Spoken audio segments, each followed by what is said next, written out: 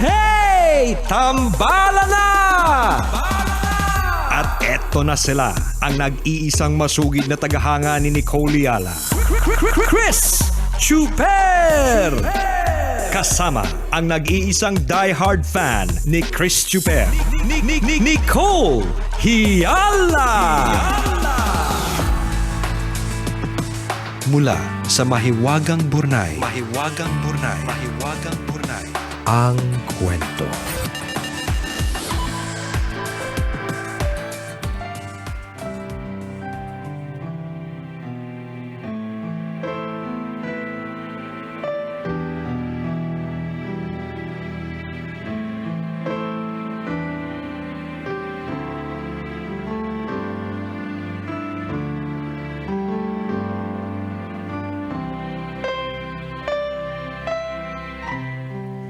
Dear Nicole and Chris,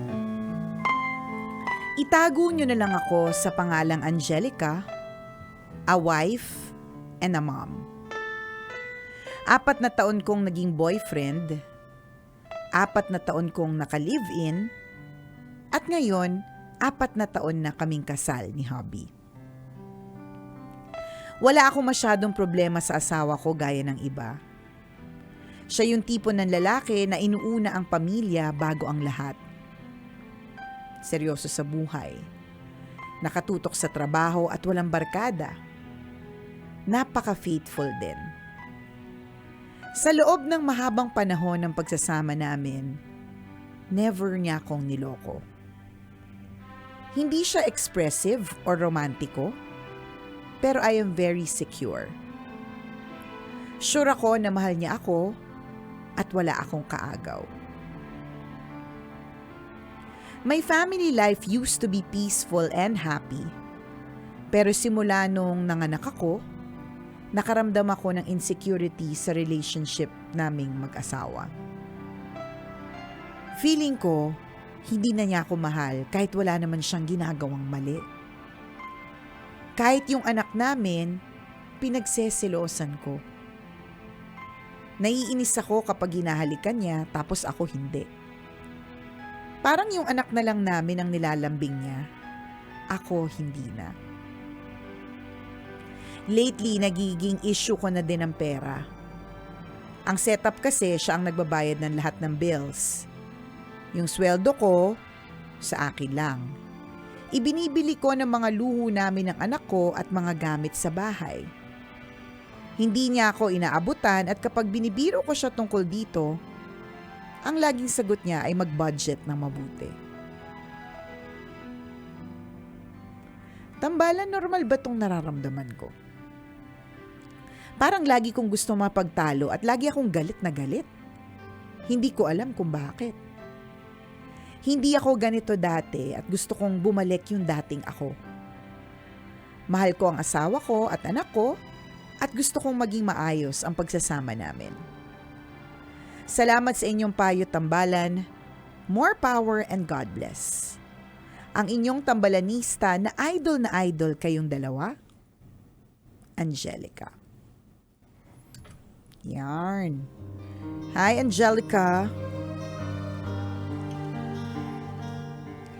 It's a girl thing. It's a girl thing. I was about to say, partner, na pasensya na po sa'yo, pasensya na sa'yo, partner, at pasensya na po sa lahat ng mga kalalakihan na nakatutok ngayon kahit na po malapit na ang Father's Day.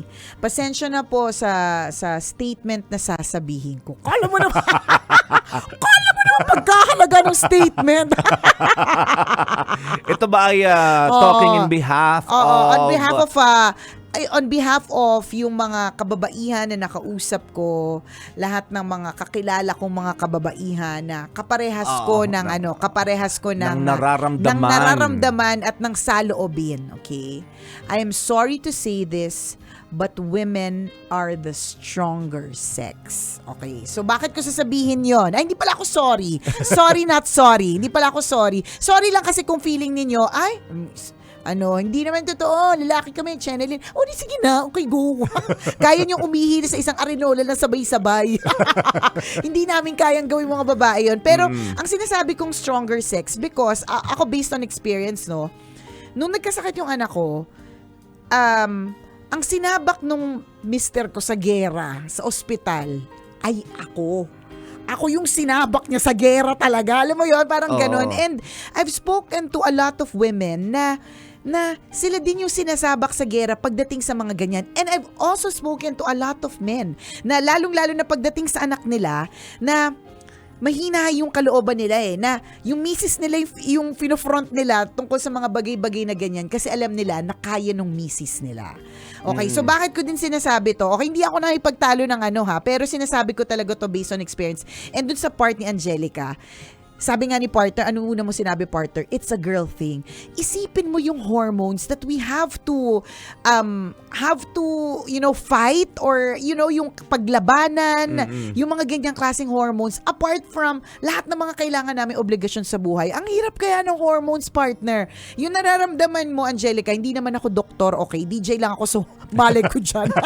Pero probably, kung ibabase ko sa experience ko, it might be postpartum blues.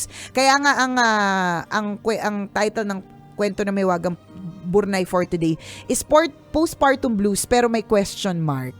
Yan. Kasi hindi naman tayo sure. Yes, 'Di ba? yes. Hindi naman talaga tayo sure, ganon. Kaya din siya blues kasi hindi naman siya depression pa. Magkaiba kasi 'yon, partner eh. Nung bagong panganak din ako sa pangalawa, kaya nga ayoko namang mag-anak ulit eh. Nasyokot na ako kasi nasyokot ako sa na-experience kong postpartum blues. Isipin mo, partner, commercial ng Pansit Canton, ano nakakaiyak doon? Yung iyak ko, partner, akala mo iniwan na ako ng asawa ko. Alam mo yon?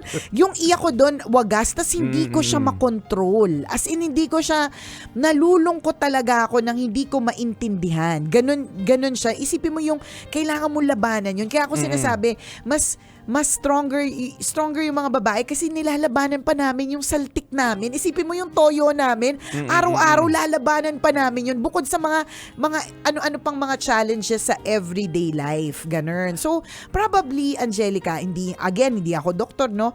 Ang nakikita ko dyan, maaaring postpartum. Postpartum kasi ang dami talagang insecurities, partner ng postpartum, lalong-lalo na kung halimbawa nung nabuntis ka, hindi ka naman nabuntis ng payat o may abs. So kapag ka nanganak ka, ilang months na nakalipas, parang buntis ka pa din. Nakakaano yun nakakadagdag na parang paano ko to paliliitin? Or bakit yung iba kasi may muscle memory na tinatawag, 'di ba? Kaya yung mga ibang mga artista, pag nakita mo, nanganak na sila, pero pagkatapos nilang manganak, bumalik sa dating katawan, muscle memory Natanda ng katawan na may muscle, alam mo yon, na may abs sila. Buti pa yung muscle may memory, kaya no? nga tayo, nga sa memory. Ganun. So, yun, madaming factors, yung changes sa body, yung change sa schedule. Pag may anak na kasi talaga nagbabago, kaya 'di ba, partner, lagi nating sinasabi pag bagong mag-asawa, okay lang kahit na hindi muna kayo mag-anak kasi iba na talaga pag may anak, iba na yung priorities, mahahati na din talaga. Yes, yung mga yes. lakad nyo, hindi na yung pwede ba tayong magwalwal ngayon, hindi na kasi may anak na naghihintay. Yes. Lalo pa papadede ka, alam nga naman lagi kang lasing, 'di ba? Pero kung alam mo yun, yung mga ganun. So, yung sa'yo pwedeng postpartum blues, maaari, I am not an expert, pero kasi it's the change Pag nagkakaroon kasi ng pagbabago, nagkakaroon ng mga ganyang feeling na parang hindi ako sapat, hindi siya sapat. Yung mga ganun, kasi nga nagbago bigla yung mundo nyo. Isipin mo, may biglang bagong human being sa loob ng bahay ninyo. Dati wala ka namang kahate, dati wala namang asikosohin, intindihin. Tapos biglang may bago. Kaya mo nararamdaman yan. Babalik ka din sa dating ikaw. Okay, that's good. Babalik ka din sa dating ikaw, pero tutulungan mo yung sarili mo. That's good. Oo, hindi naman yan forever. Siguro ako naman while listening to you, no, parang ako, there's nothing I can do but to listen. 'Di ba? To listen to you. Kasi mas nararamdaman nyo yan Oo. 'Di ba? Medyo hindi man ako expert sa subject matter, but I've been there kasi. Kaya medyo knowing ko yung mga eksenang ganyan ni Angelica. Correct. Medyo talagang matinding struggle for you women. Correct. Kasi nga 'di ba, kagaya ng binanggit mo, kahit kayo hindi nyo naiintindihan kung ano yung nangyayari sa inyo. What more yung mga ibang di ba? tao. Oo, yung boyfriend nyo, yung asawa ninyo, or yung ibang tao. Di ba na bakit minsan mainit yung ulo ninyo? Bakit galit kayo nang hindi namin alam ang dahilan? Kahapon nga, teka lang partner, kahapon nanood akong sine. Oh my God, sobrang ganda ng Top Gun. Partner, panoodin mo talaga, sobrang ganda ng Top Gun as in. Anyways, nakita ko, bumili akong ticket, tapos umalis na ako, nagpo-phone ako, hinintay ko yung mga kasama ko, tapos nakita ko may isang babae, parang mamadali siya. Tapos yung jowa niya, inabol siya. Ginanon niya, oh. Tapos, gusto ko marinig ko ano yung pinag-uusapan. Marites na Marites talaga. Kaya lang babae, parang akala mo dinadasalan, pero may sinasabi talaga siya. Parang, hindi ko gusto yung parang ganun. Tapos mahina lang, kasi syempre nasa Esmeson, partner. Syalas-syalahan. Bawal yung palingkera makapag-away doon. 550 ang sine. So, bawal, ganun. So, alam mo yun, ang naisip ko kagad, ano kayang saltik yung meron siya today? Alam mo yun, or may saltik, or may ginawa ba yung lalaki, ganun. Pero totoo, talaga na ang babae ay parang adobo, hindi kumpleto pag walang toyo. May toyo talaga kami. Yun nga. Ngayon, at least nagkakaroon kami ng konting understanding na kayo mismo, hindi nyo maintindihan kung ano yung nangyayari sa inyo minsan. Hormonal siya minsan, partner. Yung parang yung sinasabi nilang mental condition na kailangan may gamot. Kasi hindi siya yung parang madali, yung hindi mo siya makontrol, ganun lang talaga kasi yung wiring ng katawan, so parang ganun, so parang ganun din. Correct. Something like that. Kami baka hindi kaya namin ayusin ng taga Meralco yan kasi try wiring namin. pala to. Baka. Try ko bukas. I-troubleshoot ka muna. Anong area? Pasay Manila area ba? Wait lang search ko. Pasay Manila area. Diba? Yan. Sana ganun lang no? Na kapag may something sa wiring, katatawagan ng electrician or kung sino man na magaling sa wiring at aayusin. But ito lang, yung sasabihin ko kanina, yun nga, kung kayo hindi nyo naiintindihan minsan yung nararamdaman ninyo, what more. So siguro ang best thing that we can do kung meron kang asawa, may girlfriend ka at ganito yung pinagdadaanan, just understand, listen, napaka-importante nun. Wag mo nang awayin, wag mo nang gatungan. Kung gusto niya magsalita, hayaan mo siya magsalita na magsalita. Diba? Wag mo nang dagdagan. Wag kang makipagdebate, hayaan mo siya magsalita until mapagod siya. Bago din yan. Oo, hayaan na lang natin sa madaling salita. So it's a call for men na habaan yung pasensya pa natin kasi ganun talaga yung katawan ng mga babae. Correct. May diba? hormones talagang naglalaban-laban Yes. Hindi pa yan. Nagkaanak, so may postpartum blues. Naku, pag nagmenopause pa yan, di ba? May mga ganun na hindi makontrol. Yung naiiyak, nade-depress na, alam mo yung parang ganun. Isipin yung hirap makontrol, no? Yun yung, pero another question, is it something unpredictable or biglan mapapredict mo bukas Ay, hindi. Parang migraine. Hindi mo alam kung kailan. Actually, yung migraine, medyo mapapredict mo pa kasi may mga konting pitik. Ito na, simula na ite. So, magagawan. Ito hindi Saltek. Go. Bigla ka nila magdadabog, no? Na parang, saltek, okay naman tayo kanina, manonood nga tayo ng sine, masaya plano natin, tapos bigla ka nila pero nang-aaway. although yung mga ganyan partner, pwedeng arte-arte lang din, di ba? Pero itong yung kay katulad nung kay Angelica, I think it's really the hormones Pero again, hindi ka, ako just stating the fact na pinagdaanan ko kasi. Yes. Yon. So, yun yung parang feeling ko. But again, kung mas matindi na yung nagiging issues ninyo dahil dyan sa yung parang nararamdaman mo, mas maganda kumonsulta ka sa expert sa ganyang subject matter. Correct ka. Ganun. So malay mo, 'di ba, may treatment or may advice na pwedeng ibigay sa iyo. May mga kakausapin ng mga tao, 'di ba? Correct. Parang natandaan ko, partner, nung time na nagkasakit yung anak ko, may nakausap akong psychiatrist Kasi yun. Tas ang isa sa mga sinabi niya talaga was yung fear of the unknown kasi. Yun yung dahilan kung bakit tayo nagkakaroon ng anxiety. Yung parang yes, totoo yun. Actually, lahat. Fear, yung parang both men and women. genders, Lahat, 'di ba? Lahat ng gender. Isama natin LGBTQIA, IA++, yan, ganyan. Lahat, 'di ba? Yung fear of the unknown. So kaya tayo nagkakaroon ng yung bawa, ano kaya yung sabi niya, anong mga naiisip mo? Tapos sabi, ito yung mga naiisip ko, baka hindi na siya, baka ganito yung yung mangyari sa kanya, baka ganito yung mangyari sa kanya, baka ganito, ganyan. So, ang sinabi sa akin, tingnan mo yung pakinggan mo yung sinasabi mo. Lahat ng sinasabi mo ay hindi naman nangyayari pa.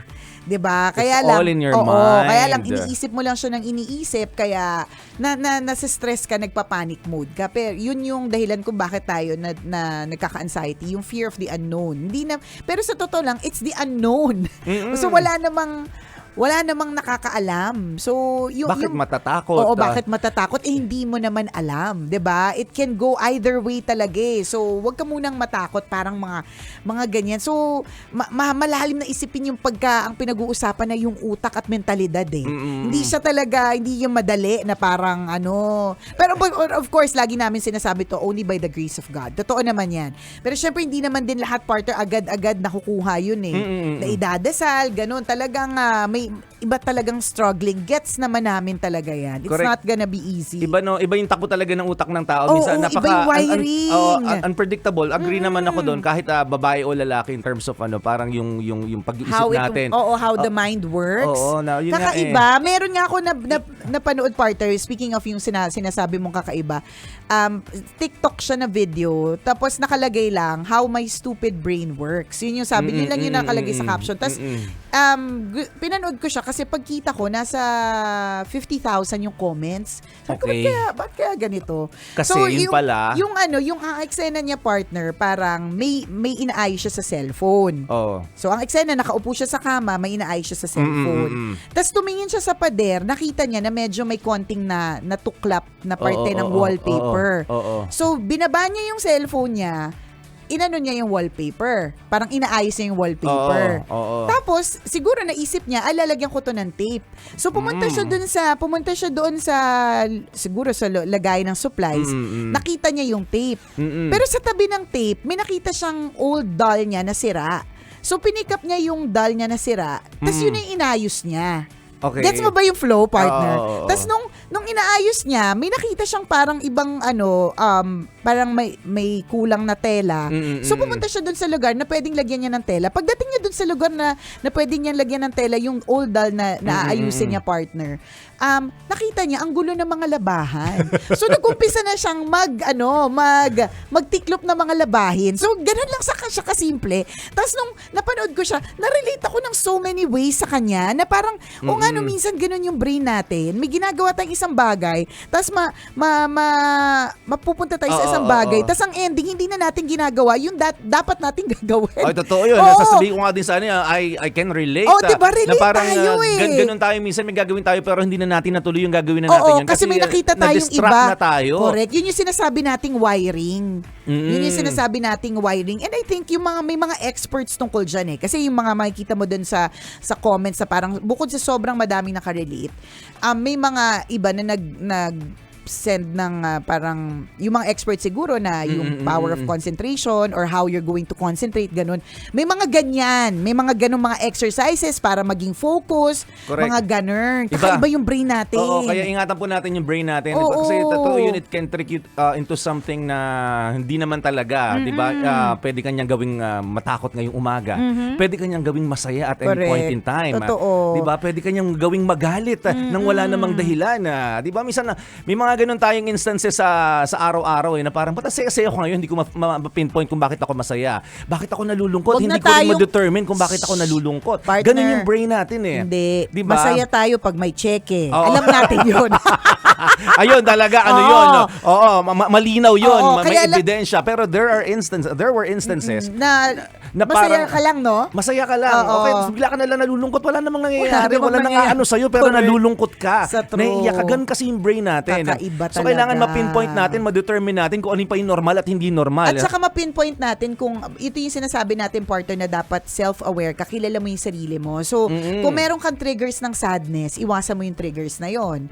Or dapat alam mo kung anong gagawin mo para harapin yon. Diba? Hindi pwede namang hindi iwasan eh. Pwedeng harapin. Diba? Pwedeng iwasan. Nasa sa'yo yan. Ikaw na yan. Brain mo yan eh. Tapos ako, ang mas importante sa akin, malaman mo kung ano yung happy triggers mo. Totoo yun. Diba? So, kung ang happy doon ka trigger, mag-focus sa madaling salita. Kung ang happy trigger mo, once in a while, add to cart. Go, add to cart. trigger yun eh. Ano ba Yes, yun, yes. ano ba yung nabasa ko nung minsan na parang mas mura pa rin yung binili mong bag or mas mura pa rin yung binili mong lipstick compared sa therapy. So go ahead, buy that bag. Parang ganun. Ano, actually ad siya eh. Ad siya para bilhin mo yung bagelya. Pero totoo naman din Yes, na mas yes. mura yung bibilin mong bagelya, bibilin mong lipstick, bibilin mong pampasaya versus magte-therapy ka na sobrang mahal for your mental health. Parang Yes. ganun. So in other So words, add to cart na mga misis! Because a happy wife is a happy life. Oo. Charot. Totoo yun. Just do what Oo. makes you happy. Correct. Napaka-importante Mahalaga nun. yung happy triggers. Oo, di ba yung sinasabi natin, yung pagtambay nga lang natin sa hardware partner eh. Wala namang dahilan bakit ka pupunta sa hardware. Wala lang. Masaya ka lang na pumupunta doon. Di ba ako yun yung ginagawa ko. Di ba? Sabi ko, Totoo. pag nakita kami ng mga kaibigan kong isang interest, di ba, parang, nandito ka, malungkot ka, no? Kasi masaya ka pumupunta ng hardware. Mga ganun mga ganung triggers, not necessarily gagastos ka ng malaki. Kung ano yung bagay na makapagpapasaya sa'yo, gawin mo. Yung bagay na makapagpapalungkot sa'yo, wag mong i-entertain. Ngayon, kung hindi mo kayang sadness, you seek professional help. Ganun. Napaka-importante Mahalaga noon. po yun at lalo pa ngayon na very open na yung topic na yan, di ba? So merong mga lines to call. Yan. Yes. Salamat sa iyo, Angelica, for sharing your story with mental us. health, napaka-importante Correct. yan, ha? Ano natin, i-maintain po natin yung Sanity natin. sanity po natin Yes. sa mundo na napakagulo. Diba? Totoo. Don't forget your happy triggers. Sana kasama po kami sa happy triggers na yan. Maraming salamat sa iyo again, Angelica, for sharing your story with us. At I'm sure meron na pick up yung mga tambalanista natin na nakatutok. At kung ikaw, Kabisyo, meron ka ring kwento na gusto mong i-share sa amin, pwede mo kaming i-email. Send your stories at mahiwagangburnaystory@gmail.com. Mali mo, kwento mo na ang ating pag-uusapan sa mga susunod na araw. Kaya send mo na yan, Kabisyo. muli, ako po si Nicole Yala. At ako naman si Cambio King Chris Chuper. Na nagpapaalala, walang matatag na relasyon sa malanding may determinasyon. Yun! Love Radio.